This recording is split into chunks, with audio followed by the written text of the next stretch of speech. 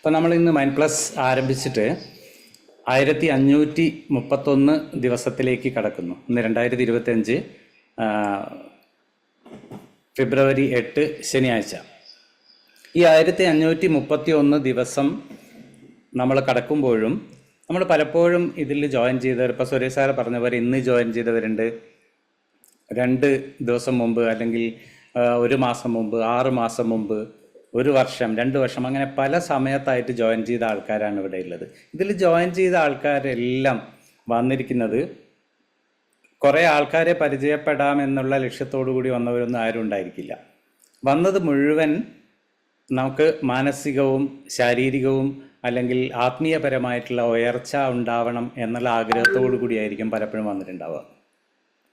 അപ്പം ഈ ആത്മീയമായ വളർച്ചയിൽ നമ്മൾ അവിടെ എത്താൻ എന്താണ് ചെയ്യേണ്ടത് എന്ന് നമുക്ക് പരിശോധിക്കേണ്ടതായിട്ടുണ്ട്. പലപ്പോഴും നമുക്ക് രാവിലെ മൈൻഡ് പ്ലസ് ക്ലാസ്സിൽ പങ്കെടുക്കുകയും അത് റീപ്രോഗ്രാമിംഗ് ചെയ്യുകയും പിന്നെ മെഡിറ്റേഷൻ ചെയ്യുകയൊക്കെ ചെയ്യുന്ന സമയത്ത് നമുക്ക് എന്തുകൊണ്ടാണ് വളരെ വേഗത്തിൽ അല്ലെങ്കിൽ അധികം സമയമെടുക്കാതെ നമ്മളെ ആ ലെവലിലേക്ക്, ഹയർ കോൺഷ്യസ്നെസ്സിലേക്ക് എത്താൻ കഴിയാത്തത് എന്താണെന്ന് നമുക്കൊരു വിചിന്തനം ചെയ്യുന്നത് നല്ലതാണ്. അതിന് ഏറ്റവും പ്രധാനപ്പെട്ട ഒരു വിഷയമാണ് ഇമ്പോർട്ടൻസ് ഓഫ് ക്ലീൻലിനെസ് എന്നത്. അതാണ് ഇന്നത്തെ വിഷയം. അപ്പോൾ നമ്മൾ ശുചിത്വം പാലിക്കേണ്ടതിൻ്റെ ഇമ്പോർട്ടൻസിനെ കുറിച്ചാണ് ഇന്ന് നമ്മൾ സംസാരിക്കുന്നത്. ഈ ശുചിത്വം എന്ന് പറഞ്ഞാൽ നമുക്കെല്ലാവരും ചെയ്യുന്ന കാര്യങ്ങൾ തന്നെയാണ്. പക്ഷേ അതൊന്ന് അവയർനെസ്സോട് കൂടി ചെയ്യുന്ന സമയത്ത് അതിൻ്റെ റിസൾട്ട് വളരെ ഫാസ്റ്റായിരിക്കും. ഇപ്പോൾ നമ്മൾ രാവിലെ എഴുന്നേറ്റ ഉടനെ തന്നെ നമ്മൾ എന്ത് ചെയ്യും? പല്ല് തേക്കും, കുളിക്കും, നല്ല ഡ്രസ്സുകൾ ധരിക്കും, വീടുകളൊക്കെ അടക്കി ഒതുക്കി വൃത്തിയാക്കി വെക്കും, നമ്മളെ പരിസരം വൃത്തിയാക്കി വെക്കും. ഓഫീസുകളിലൊക്കെ ആണെങ്കിൽ, അല്ലെങ്കിൽ ബിസിനസ് സ്ഥാപനങ്ങളിലും അങ്ങനെയുള്ള നമ്മൾ ഇടപെടുന്ന സ്ഥലങ്ങളിലൊക്കെ അവിടെയും ശുചിത്വത്തിന് പ്രാധാന്യം കൊടുക്കും. എല്ലാ സ്ഥലത്തും നമുക്ക് നോക്കിയാൽ നമുക്ക് മനസ്സിലാവും. ഒരു ഹോട്ടലിൽ പോയാൽ ഭക്ഷണം കഴിക്കുന്നുണ്ടെങ്കിൽ പോയാൽ ആദ്യം നമ്മൾ നോക്കുക അവിടെ ശുചിത്വം ഉണ്ടോ എന്നുള്ളതാണ്. അവിടെയേ നമ്മൾ പോവുള്ളൂ. അപ്പോൾ ശുചിത്വത്തിന് അത്രയധികം ഇമ്പോർട്ടൻസ് ഉണ്ട്. അപ്പോൾ നമുക്ക് ഈ ശുചിത്വം ത്തിലേക്ക് കടക്കുന്ന സമയത്ത് എന്താണ് ശുചിത്വം അല്ലെങ്കിൽ ശൗച്യ എന്ന് നമ്മൾ സംസ്കൃതത്തിൽ പറയും. ക്ലെൻലിനെസ് എന്നാണ് പറയുക. അപ്പോൾ shaucha is the first of the 5 niyamas in Patanjali's Ashtayoga, focusing on the cleanliness and purity both internally and externally. നമ്മൾ ബാഹ്യമായതും ആന്തരികവുമായ ഒരു ക്ലെൻലിനെസ്സാണ് നമുക്ക് ഈ ക്ലെൻലിനെസ് എന്ന് പറയുന്നത് എന്ന് പതഞ്ജലി മഹർഷി നമ്മുടെ അദ്ദേഹത്തിൻ്റെ അഷ്ടാംഗ യോഗയിലെ 5 നിയമങ്ങളിൽ ആദ്യത്തെ നിയമമായി പറഞ്ഞിരിക്കുന്നത് ക്ലെൻലിനെസ്സെ കുറിച്ചാണ്. പലപ്പോഴും നമുക്കൊരു സംശയം വരും, അതെന്താണ്, ആ നിയമങ്ങൾ എന്തൊക്കെയാണെന്ന്. ഒന്ന് ഓടിച്ചു പോകാം. നമുക്കറിയാം, ശൗച്യ അല്ലെങ്കിൽ ക്ലെൻലിനെസ്, സന്തോഷ് അല്ലെങ്കിൽ കണ്ടൻമെൻറ്റ്.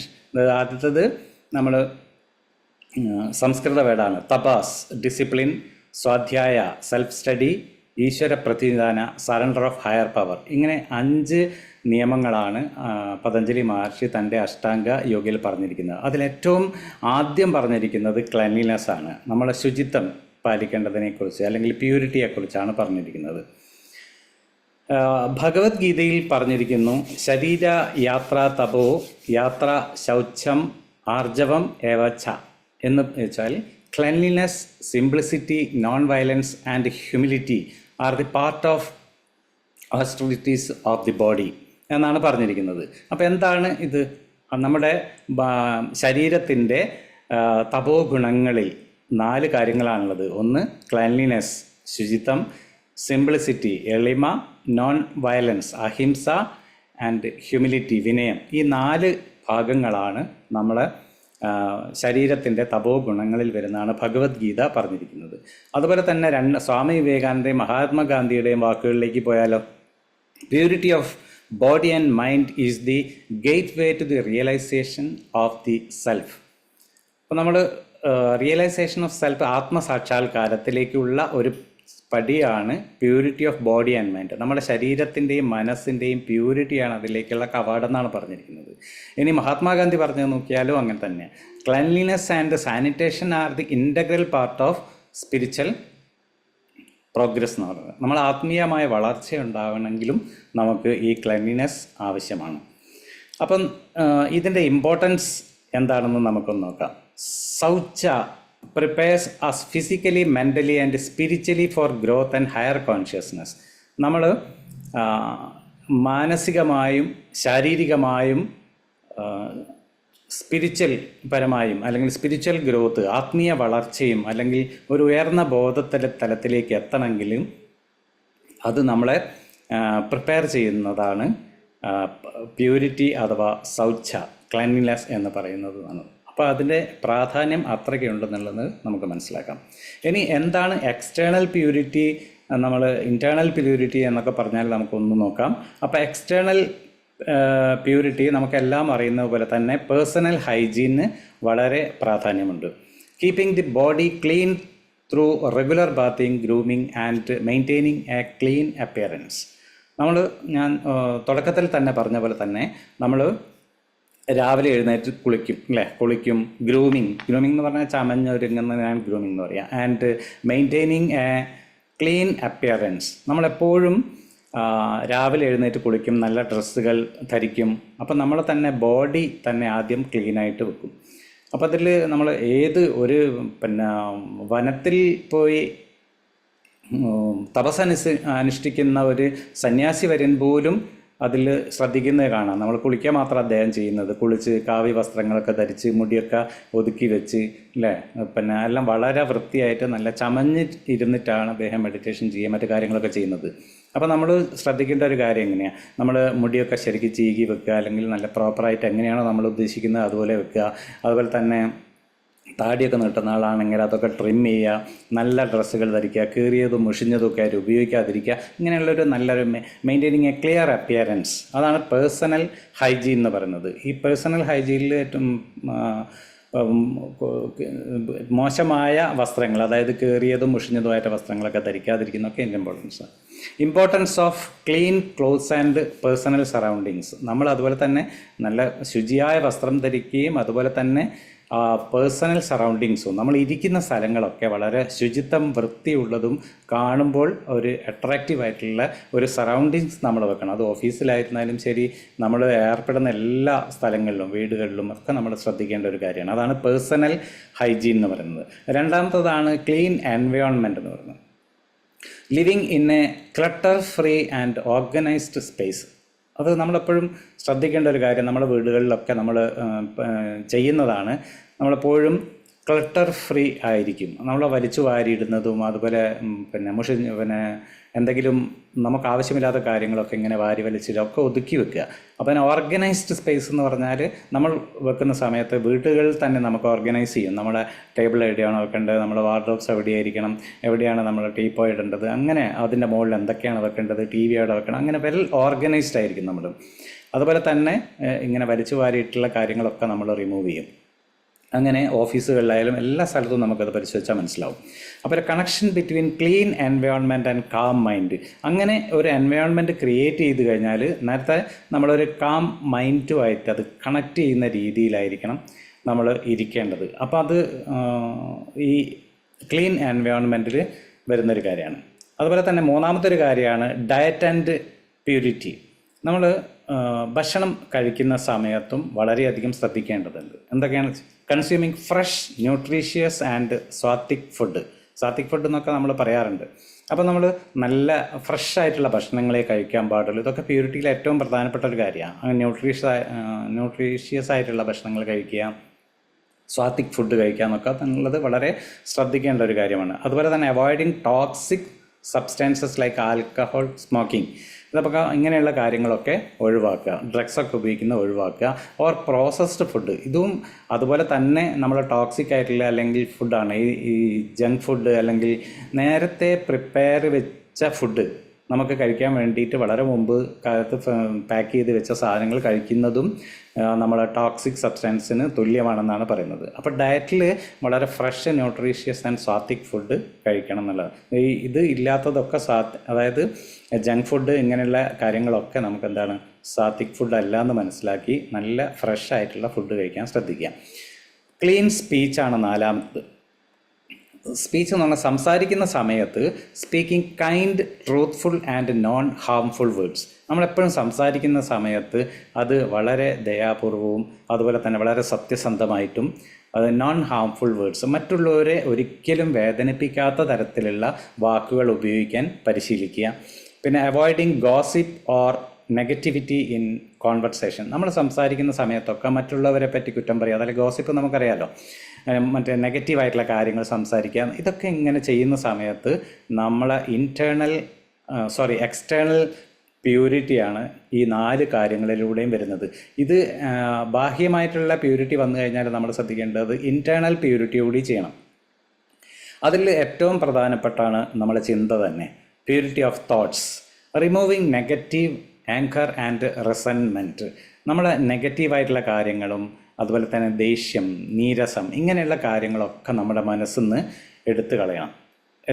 അതുപോലെ തന്നെയാണ് practising forgiving and compassion for a pure mind. നമ്മളെപ്പോഴും പ്രാക്ടീസ് ചെയ്യേണ്ടതും അങ്ങനെ തന്നെയാണ്. നമുക്ക് എല്ലാവർക്കും നമ്മളോട് ഒരുപാട് ആൾക്കാർ തെറ്റ് ചെയ്യുകയും നമുക്ക് ഇഷ്ടപ്പെടാതെ ചെയ്യുകയൊക്കെ ചെയ്തിട്ടുണ്ടാകും. അതൊക്കെ നമ്മൾ എന്ത് ചെയ്യണം? പൊറുക്കണം. അതുപോലെ തന്നെ compassion for a pure mind. അപ്പോൾ നമ്മൾ ഈ കാര്യങ്ങളിലൊക്കെ ശ്രദ്ധിക്കുകയാണെങ്കിൽ നമ്മളെ പ്യൂരിറ്റി ഓഫ് തോട്ട്സിൽ ഇൻറ്റേർണൽ ക്ലെൻസിങ്ങിന് ആദ്യത്തേതാണ്. രണ്ടാമത്തേതായിട്ട് പറയുന്നത് മെൻ്റൽ ക്ലാരിറ്റിയാണ്, മാനസികമായിട്ടുള്ള ഒരു ശുചിത്വം.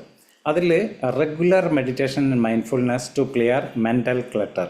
നമുക്ക് മെൻ്റൽ ക്ലട്ടർ എന്ന് പറഞ്ഞാൽ നമുക്കറിയാം അല്ലേ, ശരീരത്തിൽ മനസ്സിൽ പല അഴുക്കുകളും കിടക്കുന്നുണ്ടാവും. ഇതൊക്കെ റിമൂവ് ചെയ്യണമെങ്കിൽ നമ്മൾ സ്ഥിരമായിട്ട് മെഡിറ്റേഷൻ ചെയ്യുക, അതുപോലെ തന്നെ മൈൻഡ്ഫുൾനെസ് പ്രാക്ടീസ് ചെയ്യുക. നമ്മൾ എന്ത് ചെയ്യുന്ന സമയത്തും നമ്മൾ പ്രസൻറ്റിലേക്ക് പോകുന്ന രീതിയിൽ മൈൻഡ്ഫുൾനെസ്സായിട്ട് കാര്യങ്ങൾ ചെയ്യുക. നമ്മൾ ഭക്ഷണം കഴിക്കുന്ന സമയത്ത് മൈൻഡ്ഫുള്ളായിട്ട് ഭക്ഷണം കഴിക്കുക, നടക്കുമ്പോൾ മൈൻഡ്ഫുള്ളായിട്ട് ചെയ്യുക. അങ്ങനെ എല്ലാ പ്രവർത്തികളും നമ്മൾ ചെയ്യുന്ന സമയത്ത് വളരെ മൈൻഡ്ഫുള്ളായിട്ട് ചെയ്യുകയാണെങ്കിൽ മെൻ്റൽ ക്ലാരിറ്റിയിലേക്ക്, മെൻ്റൽ ക്ലട്ടറിൽ ഒഴിവാക്കുന്നതിനൊക്കെ പറ്റും.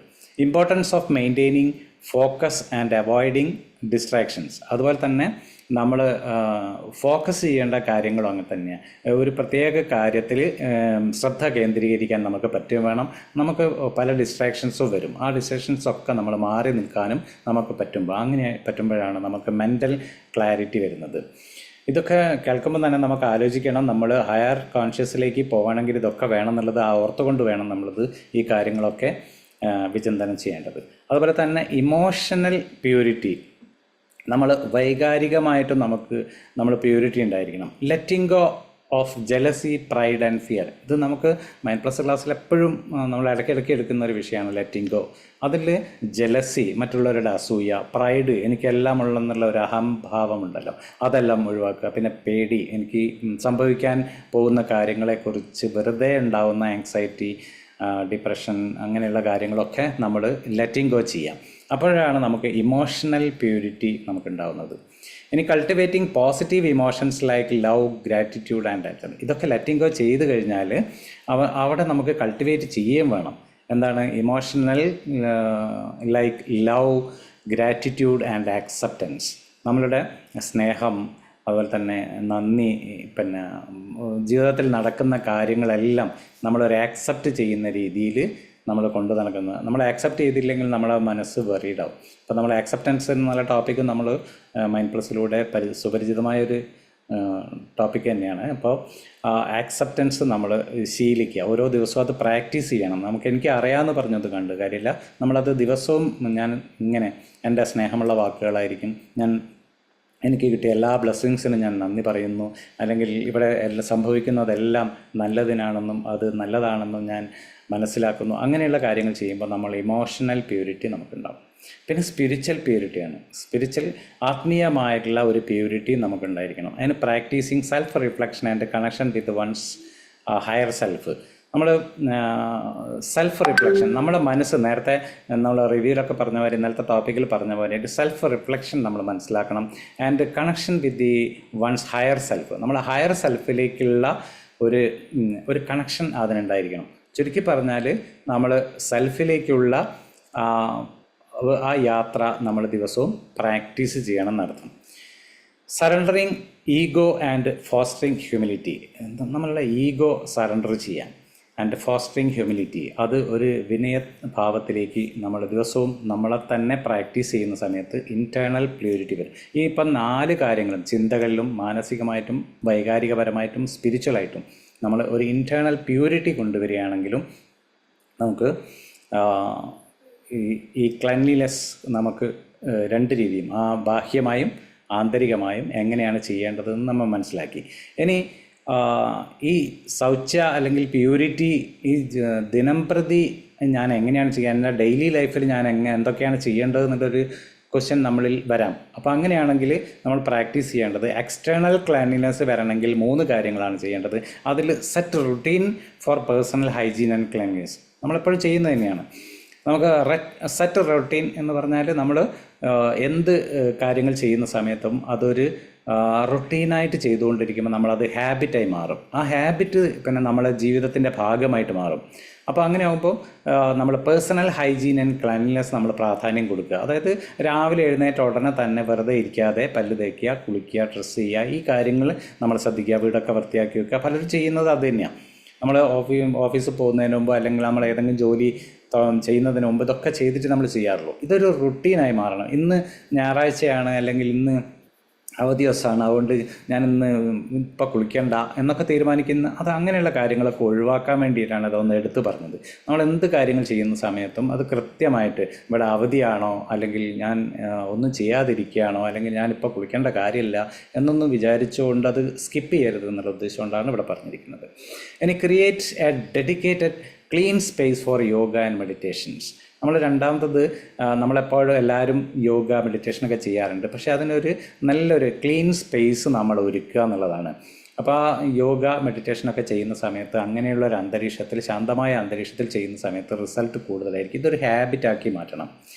Regularly ഡീക്ലറ്റർ your living and work space. നമ്മൾ അന്തരീക്ഷം നമുക്കറിയാം എപ്പോഴും മലിനമായിരിക്കുന്നതാണ് നമ്മുടെ മനസ്സായാലും സറൗണ്ടിങ്സ് ആയാലും നമ്മുടെ ശരീരമായാലും ഒക്കെ. അപ്പോൾ ഇതൊക്കെ നമ്മൾ എപ്പോഴും അത് ഡീക്ലട്ടർ ചെയ്തുകൊണ്ടിരിക്കാൻ, അതിങ്ങനെ റിമൂവ് ചെയ്തുകൊണ്ടിരിക്കാൻ നമ്മളിങ്ങനെ പ്രാക്ടീസ് ചെയ്തുകൊണ്ടിരിക്കണം. നമ്മൾ ഡെയിലി എന്ത് കാണുമ്പോഴും അത് റിമൂവ് ചെയ്ത് ശീലിക്കുക. അപ്പോൾ നമ്മൾ എന്ത് ചെയ്യും, ആ ഒരു പ്യൂരിറ്റിയിലേക്ക് കടക്കും. ഇനി ഇൻറ്റേർണൽ ക്ലീൻലിനെസ് നടക്കാൻ, ഇത് നേരത്തെ പറഞ്ഞതൊക്കെ എക്സ്റ്റേണലാണ്.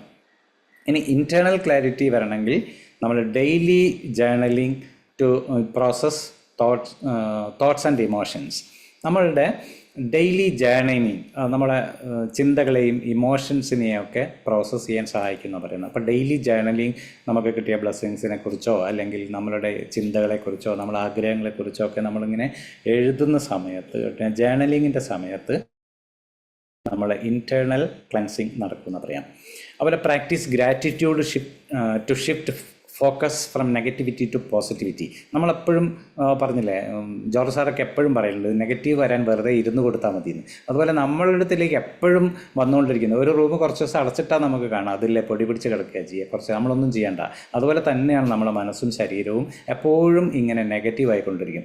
അത് പോസിറ്റീവിലേക്ക് അത് മാറ്റിക്കൊണ്ടിരിക്കണം. അതിനാണ് ഗ്രാറ്റിറ്റ്യൂഡ് പ്രാക്ടീസ് ചെയ്യുന്നത്. നമ്മളെപ്പോഴും ഗ്രാറ്റിറ്റ്യൂഡ് പ്രാക്ടീസ് ചെയ്യുന്ന സമയത്ത് കിട്ടിയ എല്ലാ ബ്ലെസ്സിങ്സിനും നമ്മളിങ്ങനെ ഗ്രാറ്റിറ്റ്യൂഡ് പറയുന്ന സമയത്ത് നമ്പർ ഓഫ് പോസിറ്റീവായിട്ടുള്ള കാര്യങ്ങൾ നമുക്ക് ബ്ലെസ്ഡ് ആണെന്ന് നമുക്ക് മനസ്സിലാക്കും. നമ്മളെപ്പോഴും നെഗറ്റീവായിട്ടുള്ള എനിക്ക് അതില്ല, ഇതില്ല, എനിക്ക് പിന്നെ അത് കിട്ടിയില്ല, എൻ്റെ ആഗ്രഹങ്ങൾ നടന്നില്ല എന്നുള്ള നെഗറ്റീവ് ചിന്തകളെയൊക്കെ നമ്മളത് റിമൂവ് ചെയ്യാൻ ഏറ്റവും നല്ലതാണ് ഈ ഗ്രാറ്റിറ്റ്യൂഡ് പ്രാക്ടീസ് ചെയ്യുന്നത്. Incorporate mindfulness practices to remain present and clear headed. അതുപോലെ തന്നെയാണ് നമ്മൾ മൈൻഡ്ഫുൾനെസ് പ്രാക്ടീസ് ചെയ്യുക. അത് നമ്മൾ പ്രസൻറ്റിൽ ജീവിക്കണം എന്ന് പറയില്ലേ, നമ്മളെപ്പോഴും പാസ്റ്റിലും ഫ്യൂച്ചറിലും ഒന്നും മൈൻഡ്ഫുൾനെസ് നമുക്ക് ചെയ്യാൻ പറ്റില്ല.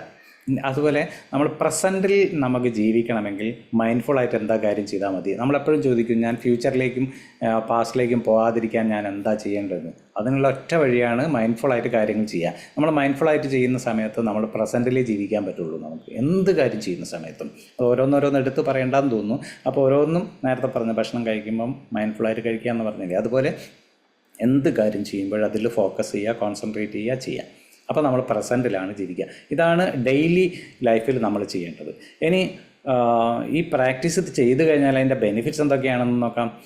അപ്പം ഫിസിക്കൽ ബെനിഫിറ്റ്സ് എന്തൊക്കെയാണെന്ന് നോക്കാം. Better health and reduced risk of diseases due to hygiene and healthy habits.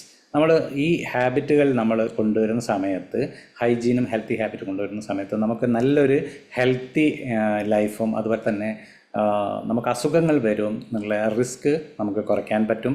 Mental benefits എന്താണെന്ന് വെച്ചാൽ increased focus, reduce stress. And enhance emotional wellbeing. നമ്മളെ ഫോക്കസ്, നമ്മൾ എന്തിലാണോ നമ്മൾ ഫോക്കസ് ചെയ്യുന്നത് അതിൽ നമുക്ക് കൂടുതൽ ഫോക്കസ് ചെയ്യാൻ പറ്റും. അത് സ്ട്രെസ്സ് കുറയ്ക്കാൻ പറ്റും. അതുപോലെ തന്നെ നമ്മളെ വൈകാരികമായിട്ടുള്ള ഉന്നമനത്തിന് ഇത് സഹായിക്കുകയും ചെയ്യും. ഇനി സ്പിരിച്വൽ ബെനിഫിറ്റ്സ് എന്തൊക്കെയാണെന്ന് നോക്കാം. Progress on the path to self realisation by removing impurities from mind and soul. നമ്മുടെ ആത്മാവിലും മനസ്സിലും ഒക്കെയുള്ള, ശരീരത്തിലും മനസ്സിലും ഒക്കെയുള്ള ഈ ഇംപ്യൂരിറ്റീസ്, അതായത് മലിനമായിട്ടുള്ള കാര്യങ്ങളൊക്കെ നമ്മൾ ഒഴിവാക്കി നമ്മൾ സെൽഫ് റിയലൈസേഷനിലേക്ക്, ആത്മസാക്ഷാത്കാരത്തിലേക്കുള്ള ഒരു പാത നമ്മൾ ഉണ്ടാക്കുകയാണ് ചെയ്യുന്നത്. അതുപോലെ തന്നെ ഇംപ്രൂവ്ഡ് റിലേഷൻഷിപ്പ്. നമ്മളെ റിലേഷൻഷിപ്പിലൊക്കെ clean speech and positive emotions leads to harmonious interactions എന്നാണ്. നമ്മൾ ഈ ശുചിത്വം നമ്മൾ ചെയ്യുന്ന സമയത്ത് നമ്മുടെ നല്ല രീതിയിൽ സംസാരിക്കുന്നത് ശീലിച്ചു കഴിഞ്ഞാൽ നമ്മളെ പോസിറ്റീവ് ഇമോഷൻസ് ഒക്കെ വരുന്ന സമയത്ത് നമ്മളതൊരു നല്ലൊരു നല്ല ബന്ധങ്ങൾ നമുക്ക് സൃഷ്ടിക്കാൻ പറ്റും എന്നുള്ളതാണ്. അപ്പോൾ ഈ 4 കാര്യം, ഫിസിക്കലി, മെൻ്റലി, സ്പിരിച്വലി ആൻഡ് റിലേഷൻഷിപ്പിലൊക്കെ നമുക്ക് നല്ല ഇമ്പ്രൂവ്മെൻറ്റ് ഈ ശുചിത്വം കൊണ്ട് നമുക്ക് നേടാൻ സാധിക്കും. ഇനി നമുക്കിതൊന്ന് ഇമ്പോർട്ടൻസ് ഓഫ് ക്ലീൻലിനെസ് ഒന്ന് മെഡിറ്റേറ്റ് ചെയ്യാം. Gently close your eyes.